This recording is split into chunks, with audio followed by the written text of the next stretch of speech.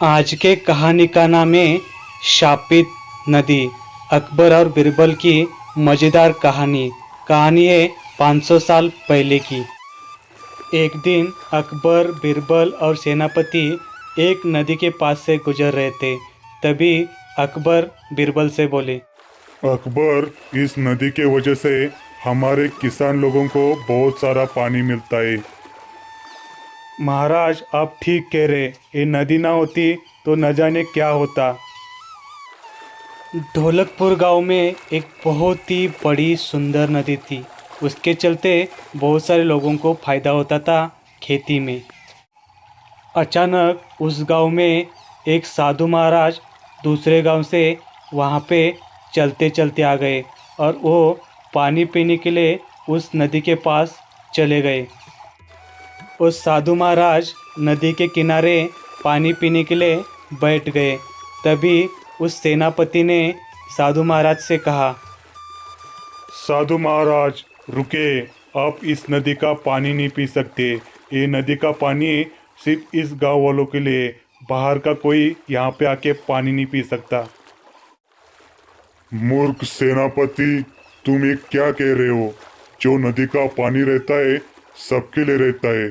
अगर ऐसा है तो मैं इस नदी के लिए शाप दे दूंगा।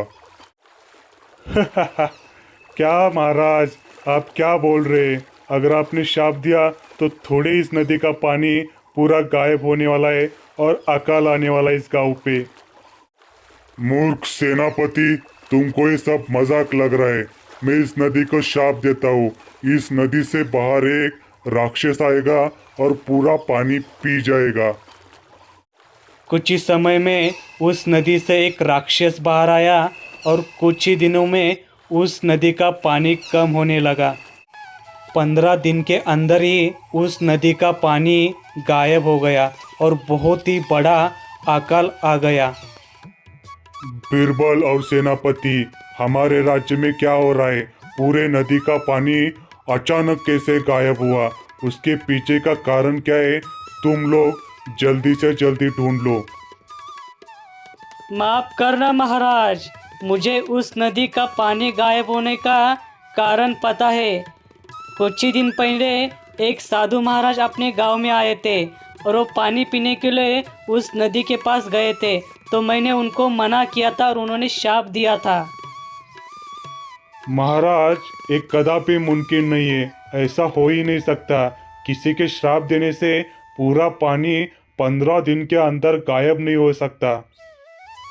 बीरबल, तुम शांत बैठो। तुमको कुछ पता नहीं ऐसा हो सकता है। इससे पहले भी बहुत बार हो चुका है। सेनापति, तुम अभी के अभी जाओ और उस साधु महाराज को दरबार में लेके आओ। तभी तुरंत ही सेनापति निकल पड़े साधु महाराज को बुलाने के लिए। अच्छा हुआ मैंने महाराज को बता दिया, अभी उनको लेके जाता हूँ। ओ साधु महाराज, चलिए दरबार। तुमको महाराज ने तुरंत ही बुलाए। जो नदी का पानी खत्म हुआ है उसके बारे में आपसे महाराज कुछ पूछताछ करने वाले। चलिए जल्दी। ठीक है सेनापति, अभी मैं आपके साथ आपके दरबार में चलता हूँ। साधु महाराज, हमको माफ कर दो। हमारे सेनापति के गलती से वजह से हमारे पूरे राज्य का पानी चला गया है। आप अपना श्राप वापस लीजिए, उसके बदले मैं आपको बहुत सारा सोना देता हूँ। अरे अरे महाराज रुकिए, आप बहुत जल्दबाजी कर रहे हैं। मुझे सिर्फ एक दिन का समय दीजिए। मैं एक दिन के अंदर ही पानी का कम होने का जो कारण है वो ढूंढ के निकालूंगा। सिर्फ एक दिन रुकिए। महाराज, लगता है बीरबल को मेरे ऊपर विश्वास नहीं है।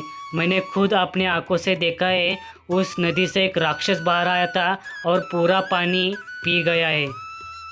सेनापति, आप रुकिए। मैं बीरबल को एक दिन का समय देता हूँ। एक दिन के अंदर ही इसका जो भी कारण है सामने आना चाहिए बीरबल। तभी बीरबल निकल पड़ा। मुझे जल्दी से पानी गायब होने का कारण जो भी है ढूंढना पड़ेगा। तभी बीरबल को बहुत ही दूर जाने के बाद पता चला कि नदी के दूसरे किनारे किसी ने पूरे पत्थर डाल के पानी को बंद किया है।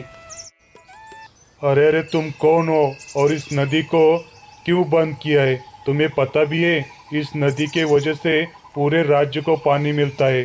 तुमने इस पानी को क्यों बंद किया है? मैं इसी गांव में रहता हूँ। मुझे ये पानी बंद करने के लिए एक साधु महाराज ने बोला था। उसके बदले वो मुझे बहुत सारा सोना देने वाले थे। तभी बीरबल को पूरी कहानी समझ में आ गई। नदी का पानी जाने का जो कारण था उसको समझ में आया और उसने महाराज को तुरंत ही बुलाया। महाराज, उस नदी का पानी गायब होने के पीछे 3 लोगों का हाथ है। एक तो पहले इस साधु महाराज, दूसरे है अपने सेनापति और जो तीसरा है ये रामलाल, इसी गांव का आदमी है। आहा बीरबल, तुम कुछ भी मत बोलो। तुम्हारे पास क्या सबूत है? या हम तीनों ने मिलके पानी को बंद किया है? साधु महाराज और रामलाल, जो भी यहाँ पे सत्य है पूरा महाराज को बता दो, वरना तुम लोगों को फांसी पे चढ़ाया जाएगा। महाराज, मुझे माफ करना। इस साधु महाराज ने मुझे सोना देने का लालच दिखाया और नदी का पानी बंद करने के लिए बोला था। महाराज, मुझे भी माफ कर देना। आपके सेनापति ने हमको बहुत बड़ा लालच दिया था। उस लालच में आके हम तीनों ने मिलके ये साजिश की थी और जो नदी से जो बाहर राक्षस आया था वो भी हमारा ही आदमी था। वाह बीरबल वाह, आज फिर एक बार तुम्हारी चतुराई की वजह से पूरे राज्य को बहुत ही बड़े संकट से तुमने बचाए। इसके लिए तुमको बहुत बड़ा इनाम मिलेगा और इन तीनों को बहुत ही बड़ी सजा मिलेगी। आज के मज़ेदार कहानी से सीख ये मिलती है कि हमें संकट में कभी भी हारना नहीं चाहिए। दिमाग से अगर काम किया तो कोई भी बुरे संकट को हम ऐसे ही निकाल सकते हैं।